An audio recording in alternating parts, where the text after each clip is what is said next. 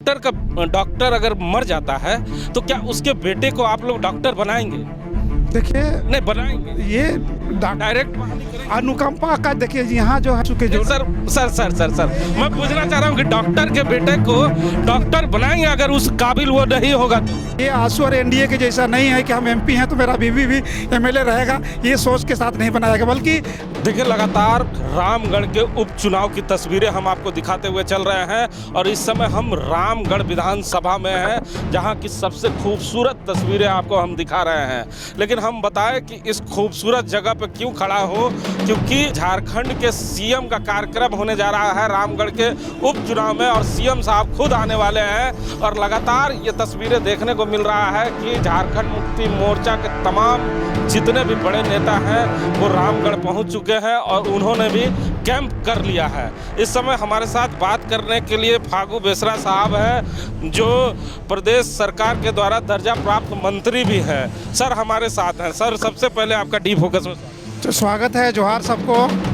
Sir अब रामगढ़ का उपचुनाव इंटरेस्टेड हो चुका है क्योंकि खुद सीएम ने कमाल संभाल लिया है और उनके जितने भी सेनापति हैं वो एक दिन पहले पहुंच गए हैं। सर आप भी पहुंच चुके हैं, क्या माना जाए कल का जो सीएम का कार्यक्रम होने वाला है वो शानदार होगा?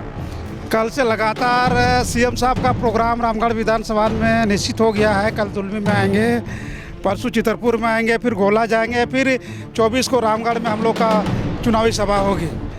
निश्चित रूप से रामगढ़ का ये चुनाव है चूँकि ये मुख्यमंत्री जी का, हेमंत जी का, चूँकि होम जिला भी है, होम विधानसभा भी है और इसीलिए जिस तरह से 2019 में यहाँ पर भारतीय जनता पार्टी और राजसू पार्टी का जो आतंक का जो राज था, जो कुशासन था, जनता ने जो जनादेश दिया था 5 साल का, और उसके बीच में ये जो उपचुनाव हो रहा है, एक आंदोलनकारी नेत्री, एक महिला ममता देवी जिसका कोई बैकग्राउंड नहीं है राजनीति का, एक संघर्ष करके एक अपना पहचान बनाई और रामगढ़ के जनता ने जो लगातार यहाँ पर जो माननीय चंद्र प्रकाश चौधरी जी जो विधायक के साथ साथ राज्य के कैबिनेट मंत्री भी थे और उनको पराजित करते हुए इस राज्य में हेमंत जी का सरकार 2019 में बना और आज उनको जिस आंदोलन से जल जंगल जमीन और विस्थापन को लेकर के हमेशा ममता देवी जी अग्रसर रही है, चाहे वो भैरवी जलाशय परियोजना का मामला। सर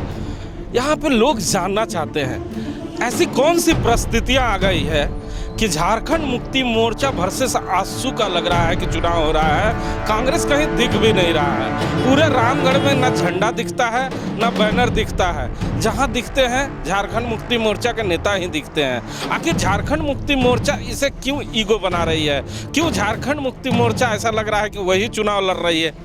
ऐसी बात नहीं है कि चूंकि पूरे झारखंड में ये यूपीए गठबंधन की जो सरकार बनी है और झारखंड मुक्ति मोर्चा पूरे प्रदेश में सबसे लार्जेस्ट बड़ी पार्टी है और हमारा नेता हेमंत सोरेन जी इस राज्य के मुख्यमंत्री हैं और हमने जैसा कहा कि उसका होम डिस्ट्रिक्ट भी है, होम विधानसभा भी है और इसीलिए ऐसा लग रहा है। लेकिन हम पूरे यूपीए के लोग, यूपीए ही नहीं वाम फ्रंट के लोग भी आज इस गठबंधन के साथ ममता देवी के जो पति हैं, कांग्रेस के जो उम्मीदवार हैं बजरंग महतो जी के साथ हम लोग सभी लोग खड़ा हैं। अच्छा सर आपका लंबा तजुर्बा है राजनीति में, आपने कई विधानसभा का चुनाव भी लड़ा है और दूसरे के प्रचार में भी गए हैं। आपको लगता है कि धनबल के सामने जनबल इस बार टिक पाएगा?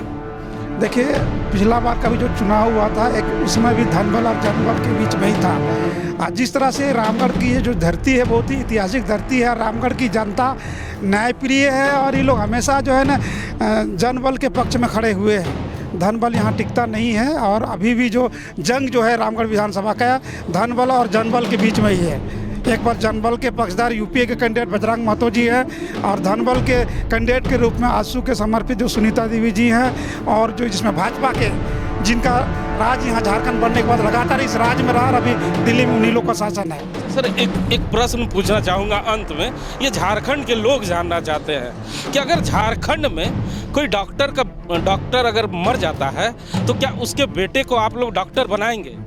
देखिए नहीं बनाएंगे, ये डायरेक्ट अनुकंपा का देखिए यहाँ जो है ना एक तरह से जो एनडीए के जो लोग हैं आजसू के जो सर मैं पूछना चाह रहा हूँ कि डॉक्टर के बेटे को डॉक्टर बनाएंगे अगर उस काबिल वो नहीं होगा तो? देखिए, काबिलियत और योग्यता की बात है, और उसके आधार पर डॉक्टर का बेटा डॉक्टर क्यों नहीं बन सकता, वकील का बेटा वकील क्यों नहीं बन सकता। योग्यता अगर उसमें अगर जल्दी है तो बन सकता है। क्या यही माना जाए कि झारखंड में जितने भी चुनाव आपने जीते हैं परिवारवाद पे जीता है?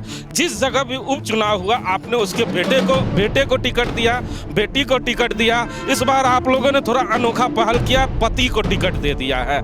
तो लोगों में ये है कि झंडा केवल हम कार्यकर्ता उठाएंगे और नेताजी नेतागिरी करेंगे और उनके पुत्र नेतागिरी करेंगे। कार्यकर्ताओं का अधिकार है कि नहीं झारखंड में, केवल जनता जाने? ऐसी बात नहीं है। देखिए, लोगों का योग्यता भी है, और उस परिवार के लोगों ने जो त्याग और कुर्बानी और जो बलिदान दिया है। रामगढ़ के उपचुनाव में आप जानते हैं कि ममता देवी जी के संघर्ष से उनका पहचान, मतलब उनका बैकग्राउंड को आप देखेंगे तो उसका कोई राजनीतिक पृष्ठभूमि नहीं था।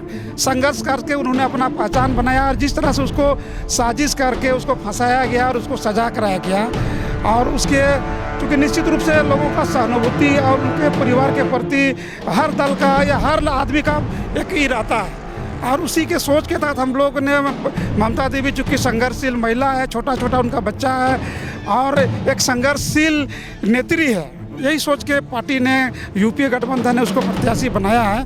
ये आंसू और एनडीए के जैसा नहीं है कि हम एमपी हैं तो मेरा बीवी भी एमएलए रहेगा, ये सोच के साथ नहीं बनाया गया। बल्कि जो संघर्ष है ममता देवी का, उस संघर्ष को आगे बढ़ाने के लिए और झारखंड को संवारने के लिए जो जनादेश झारखंड की जनता ने हेमंत सोरेन जी को जो दिया है, उस जनादेश का ये लोग अपमान कर रहा है, ये एनडीए के लोग और ये आंसू पार्टी और भाजपा के लोग। तो सुना ना आपने, ये फागू बेसरा साहब हैं जिनके चेहरे की मुस्कुराहट आपको बता रही होगी कि किस तरह वो मजाकिया मूड में अपने गठबंधन के जो दूसरे गठबंधन के प्रत्याशी हैं उसमें कटाक्ष कर रहे हैं और साफ तौर पे कह रहे हैं कि हमारे जो प्रत्याशी हैं वो संघर्ष की उपज हैं। लेकिन एनडीए के प्रत्याशी अगर पति सांसद बनता है तो पत्नी को विधायक बनाता है, ये हमारी परंपरा नहीं है। लेकिन फागू बेसरा साहब मेरे प्रश्न से दूर भागते दिखे कि झारखंड में जो भी उपचुनाव इन लोगों ने जीता है वो परिवारवाद पे जीता है।